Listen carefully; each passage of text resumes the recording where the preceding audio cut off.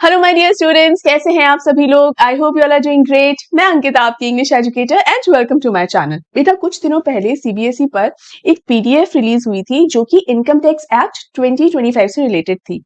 तो यहाँ मैं आपको इनकम टैक्स बताने के लिए बिल्कुल नहीं आई हूँ, लेकिन उसको देखकर मेरे दिमाग में एक ख्याल आया कि क्या मुझे अपने स्टूडेंट्स के साथ फाइनेंशियल लिटरेसी ये टॉपिक क्या डिस्कस करना चाहिए। क्योंकि मेरे मन में आया कि फाइनेंशियल लिटरेसी को लेकर मेरे जो ओपिनियंस हैं मैं आप लोगों के साथ शेयर करूं, but I was a bit hesitant, क्योंकि मैंने आप लोगों के साथ कभी भी सब्जेक्ट या सिलेबस से अलग हटकर कभी भी कोई टॉपिक डिस्कस नहीं किया है। बट फिर मुझे लगा कि शायद मेरे स्टूडेंट्स इस चीज को एक्सेप्ट करेंगे, क्योंकि भले ही सिलेबस या सब्जेक्ट से रिलेटेड नहीं है लेकिन एजुकेशनल तो है ही। तो होपफुली आप इस वीडियो के पीछे की इंटेंशन को बहुत ही पॉजिटिवली लेंगे और आप समझेंगे कि मैं आप लोगों के साथ ये जो टॉपिक है वो क्यों डिस्कस करना चाह रही हूँ। बहुत ही छोटी वीडियो होने वाली है, प्लीज इसे पूरा देखिएगा और मेरी इंटेंशन को भी समझिएगा और फाइनेंशियल लिटरेसी आपके लिए किस तरह से हेल्पफुल हो सकती है, कितनी बेनिफिशियल हो सकती है, वो भी समझने की कोशिश कीजिएगा। और अगर आपके पेरेंट्स भी इस वीडियो को देख रहे हैं तो मैं आप लोगों से भी रिक्वेस्ट करना चाहूंगी कि मेरे जो ओपिनियंस हैं आप उनसे कितना सहमत हैं, या आप मुझसे अलग सोचते हैं, या आपके क्या ख्यालात हैं, वो भी आप लोग मुझे कमेंट कर जरूर बताइएगा। क्योंकि मैं बहुत स्ट्रांगली समझती हूँ कि once a teacher always a student, and learning it should be a two way learning process. मतलब ऐसा कभी नहीं होता है कि एक टीचर से सिखाता ही रहता है, नहीं, एक टीचर को सीखना ज्यादा जरूरी है, क्योंकि जब तक एक टीचर ज्यादा अच्छे से नहीं सीखेगा वो शायद सिखा ढंग से नहीं पाएगा। राइट? तो मैं बिल्कुल चाहूंगी कि आप लोग अपनी ओपिनियंस या आप क्या सोचते हैं वो जरूर कमेंट करके मुझे बताएं। राइट? अब पहले ये जो पीडीएफ है जिसे देखकर मेरे दिमाग में ये फाइनेंशियल लिटरेसी वाला ख्याल आया, वो पीडीएफ मैं आपको बताती हूँ। देखिए, यहाँ पर 9 अप्रैल को ये पीडीएफ रिलीज हुआ था। वो था comic books Hindi and English for wider awareness on the income tax act 2025। यानी ये जो 2025 का इनकम टैक्स एक्ट है वो ज्यादा से ज्यादा लोगों तक पहुंच सके, उन्हें बेहतर वो समझ में आ सके। देखिए, पहुंच तो जाता है लोगों तक, लेकिन उन्हें समझ में भी आ सके, उन्हें अवेयर हो सके, इसलिए कॉमिक बुक्स के रूप में इसको रिलीज किया गया है, हिंदी और इंग्लिश दोनों भाषाओं में। और हम इस पर क्लिक करेंगे तो हम देखेंगे कि कॉमिक बुक के फॉर्म में बहुत ही ब्यूटीफुल कार्टून से, देखिए कितना खूबसूरत कार्टून ये क्रिएट किया गया है, और इतने प्यारे प्यारे बच्चे, और ये जो बबल डायलॉग्स हैं ये सब यहाँ पर लिखा गया है। तो ऑल्दो मैं इनकम टैक्स आपके साथ डिस्कस नहीं कर रही हूँ, लेकिन इस पीडीएफ के अंदर इनकम टैक्स को लेकर क्या है वो आपको क्विकली बता देती हूँ। वो ये है कि पहले क्या होता था, मान लीजिए किसी टॉपिक को लेकर, किसी भी टॉपिक पर आपको इनकम टैक्स के रूल्स अगर समझने हैं तो उस पर्टिकुलर टॉपिक से रिलेटेड आपको मल्टीपल बुक्स जो है रेफर करनी पड़ती थी। लेकिन अब क्या हुआ है कि उस पर्टिकुलर टॉपिक से रिलेटेड सारे नियम कायदे जो हैं इनकम टैक्स को रिलेटेड, वो एक जगह इकट्ठे ऑर्गेनाइज फॉर्मेट में आपके लिए अवेलेबल करवाए जा रहे हैं। इसके अलावा जो टर्मिनोलॉजी जो होती है वो भी बहुत मुश्किल होती है, उसको समझना, इवन याद रखना बहुत मुश्किल होता है। इसीलिए एक आम इंसान के लिए समझना तो बहुत ही मुश्किल है, इसीलिए हमेशा प्रोफेशनल हेल्प लेनी पड़ती है। तो अब उसको बहुत ही सिंप्लीफाइड वर्जन में, बहुत ही ऑर्गेनाइज तरीके से आपके सामने अब लाया जाएगा। राइट? एक्ट में या रूल्स रेगुलेशन में चेंजेस नहीं है, बट सिंप्लीफाइड तरीके से, ऑर्गेनाइज तरीके से अब उसको लाया जाएगा। ठीक है, ये है।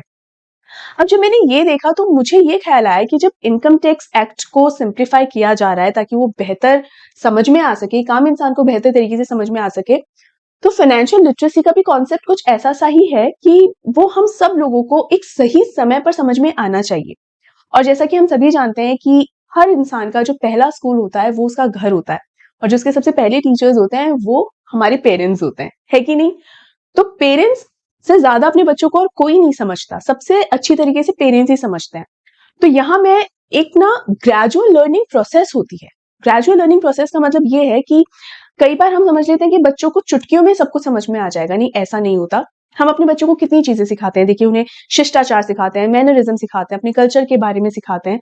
तो ऐसा थोड़ी है कि एक दिन बच्चे को बैठाकर और इस तरीके से, बेटा ये ऐसे होता है वो वैसा होता है, ऐसे बैठाकर सब कुछ समझा दिया, ऐसे नहीं होता ना। हम उसको, सालों की मेहनत होती है।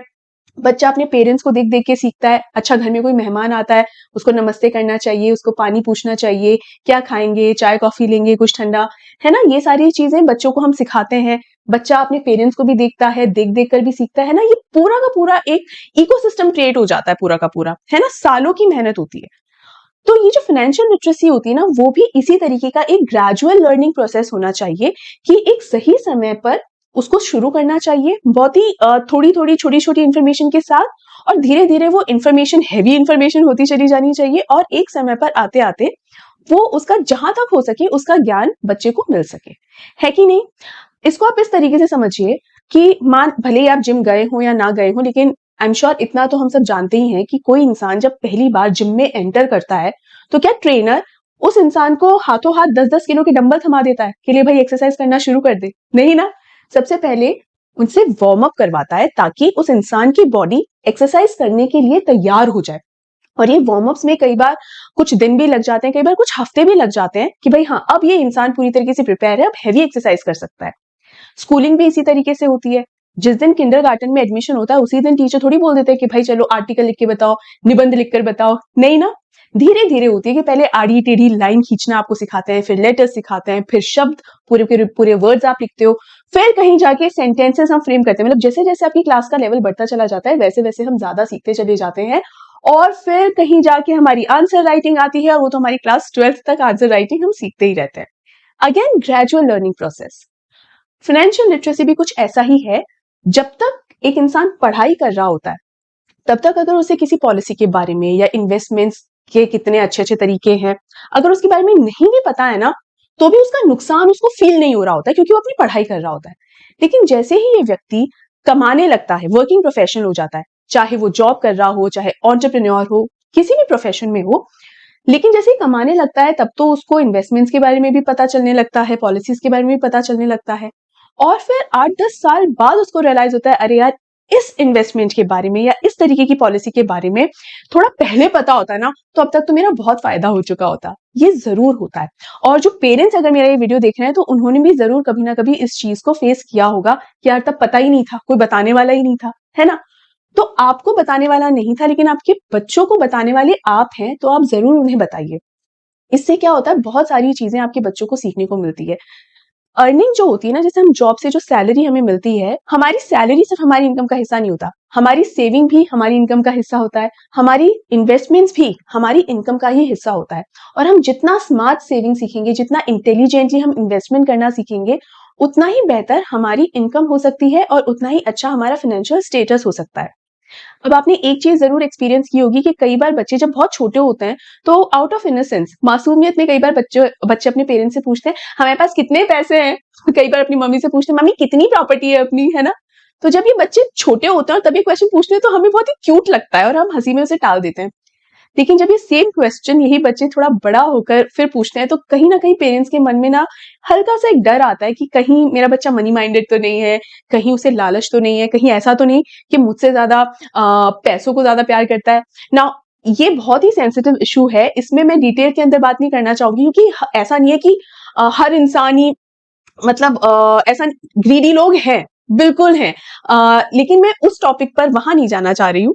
मैं ये बताना आपको चाह रही हूँ कि जिस तरीके से कई लोग होते हैं जैसे एंटी सोशल एलिमेंट्स दुनिया में हैं, लेकिन क्या ये एंटी सोशल एलिमेंट्स के पेरेंट्स ने कभी इनको मैनर्स नहीं सिखाने की कोशिश की होगी? बिल्कुल की होगी। पर्सन टू पर्सन भी फर्क पड़ता है, लेकिन क्या हम हमारे बच्चों को सिखाना छोड़ देते हैं? नहीं ना। उसी तरीके से फाइनेंशियल लिटरेसी भी एक ऐसी ही चीज है कि जैसे हम उन्हें शिष्टाचार सिखाते हैं वैसे ही धीरे धीरे फाइनेंशियल लिटरेसी का ज्ञान उन्हें देना चाहिए। इसका फायदा क्या होगा?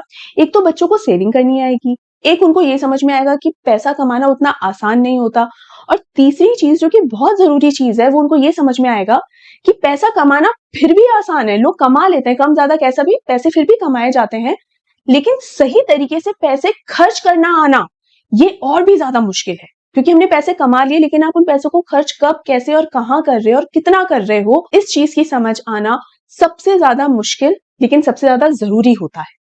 तो जब बच्चे छोटे होते हैं ना, शायद 10-12 साल के मान लीजिए, जब हम उन्हें छोटे छोटे टास्क देने लगते हैं ना, जैसे 10-20 रुपए को लेकर आप उनसे डिस्कस कर सकते हैं। मतलब जरूरी नहीं कि 20 रुपए आप उनके हाथ में ही थमाए, आप उसको लेकर उनके साथ डिस्कशन कर सकते हैं कि भाई तुम्हारे पास इतने रुपए हो, फिर उनका क्या करो, उन्हें किस तरीके से इन्वेस्ट करोगे, क्या करोगे उनका बताइए।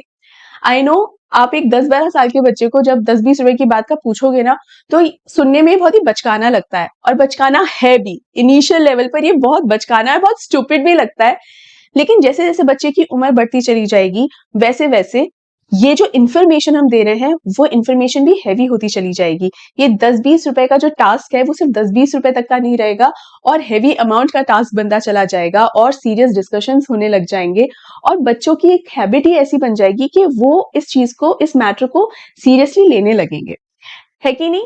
तो आप ये मत सोचिए कि हमें किसने फाइनेंशियल लिटरेसी दी थी, हमें किसने फाइनेंशियल लिटरेसी को लेकर एजुकेट किया था, हमने भी तो दुनिया के धक्के खाकर ही सब कुछ सीखा है, हमारे बच्चे भी ऐसे ही सीख जाएंगे। अरे हमें तो 10-20 रुपए थमा दिए जाते थे और बस छुट्टी, अब हम ही समझो, हम ही सीखो, हमने भी तो कितनी मेहनत की है, हमारे बच्चे भी वैसे ही सीख जाएंगे। I completely agree. बिल्कुल आप लोगों ने ये फेस किया होगा।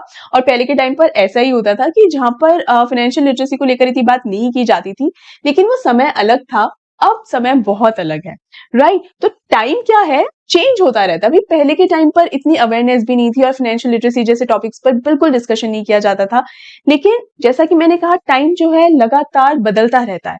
तो समय के इस बदलाव के साथ कभी भी ना तो दुश्मनी करनी चाहिए और ना ही उसको कभी भी क्रिटिसाइज करना चाहिए कि भाई हमारे समय में तो ये होता था, हमारे समय में तो वो होता था। आई नो हमारे समय की बात हम सबको बहुत अच्छी लगती है, लेकिन जो अभी का समय चल रहा है, ये जो बदलाव है, उसके साथ हमेशा दोस्ती करनी चाहिए। और जो पेरेंट्स समय के इस बदलाव के साथ दोस्ती कर लेते हैं, ऐसे पेरेंट्स के बच्चे ना तो किसी से पीछे रहते हैं, और ऐसे पेरेंट्स का अपने बच्चों के साथ रिश्ता बहुत ही मजबूत होता है और बहुत ही ब्यूटीफुल होता है, राइट? तो बिल्कुल कोशिश कीजिए कि आप समय के साथ चलें, टाइम के साथ चलें, इस बदलाव के साथ चलें, बिकॉज इट्स ब्यूटीफुल। आप जितना उसके साथ अगेंस्ट में जाएंगे ना, उतना आप परेशान होंगे और अल्टीमेटली आपकी फैमिली भी आई एम श्योर सफर करेगी। इसके अलावा आप ये जरूर ध्यान रखिए कि ये जो फाइनेंशियल लिटरेसी है, ये सिर्फ अपने बेटों तक सीमित ना रखें, अपनी बेटियों को भी इक्वली सिखाइए। ये बहुत जरूरी है। जेंडर मत देखिए कि बेटे को तो सीखने की जरूरत है, बेटियों को नहीं है, ऐसा बिल्कुल नहीं है।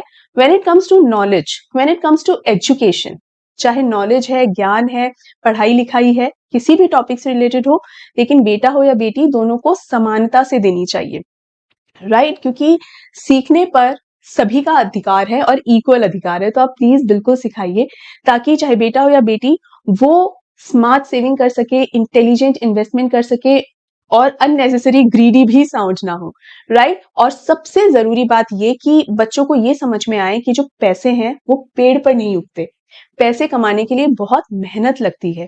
तो कई बार जो एक नाशुक्रा बिहेवियर होता है ना बच्चों का कि हाँ क्या हो गया, तो उनको ये समझ में आएगा कि भाई पैसे बहुत मेहनत से कमाए जाते हैं, कई बार रात रात भर जागना पड़ता है, काम करना पड़ता है, ठीक है, धूप है, सर्दी है, कई बार बारिशें भी अगर हो रही हैं, तब भी आराम नहीं है, मेहनत करनी पड़ती है, चाहे आप किसी भी तरीके के जॉब में हो, किसी भी तरीके के प्रोफेशन में हो, है कि नहीं? तो ये सारी चीजें भी बच्चों को सीखने का मौका मिलेगा और उन्हें ये अवेयरनेस होनी चाहिए। अगेन मैं ये बोलूंगी कि उम्र के हिसाब से, उनकी सोच समझ के हिसाब से आप उन्हें इंफॉर्मेशन दीजिए। मैं ये बिल्कुल नहीं कह रही कि 8-10 साल के बच्चे को आप ना इन्वेस्टमेंट्स या पॉलिसीज वगैरह सिखाने लग जाए, नहीं, मैं बिल्कुल ही नहीं कह रही। लेकिन थोड़ी थोड़ी एक हैबिट हो कि वो बिल्कुल अनजान ना रहे इस चीज से, है ना? तो ये मैं आप लोगों के साथ आज शेयर करना चाहती थी ना। वीडियो बहुत ज्यादा लंबी है नहीं, लेकिन जितना भी आपने देखा या जितना मुझे पता था, मैंने जो आपसे शेयर किया, क्या वाकई में आपको लगता है कि आपके लिए बेनिफिशियल हो सकता है, या मेरा जो ये ख्याल है कि आपको लगता है कि मैं जो सोच रही हूँ बिल्कुल सही सोच रही हूँ? आप लोग कितना मुझसे सहमत हैं या आप लोग कितना मुझसे अलग सोचते हैं? आप लोगों के क्या ख्याल है, वो प्लीज कमेंट्स के थ्रू मेरे साथ शेयर कीजिएगा। अगर पेरेंट्स इस वीडियो को देख रहे हैं, तो प्लीज आप लोग भी अपने ओपिनियंस मेरे साथ जरूर शेयर कीजिएगा। मुझे आप लोगों के कमेंट्स का बिल्कुल बेसब्री से इंतजार रहेगा। एंड आई जस्ट होप कि इस वीडियो को बनाने के पीछे मेरी जो इंटेंशन है वो सही तरीके से आप लोगों तक पहुंची होगी। तो इसी नोट पर मैं इस वीडियो को यहाँ एंड करती हूँ। आप जरूर कमेंट करके मुझे बताइएगा ये वीडियो आपको कैसा लगा, और अपना ढेर सारा ध्यान रखिएगा। Take care.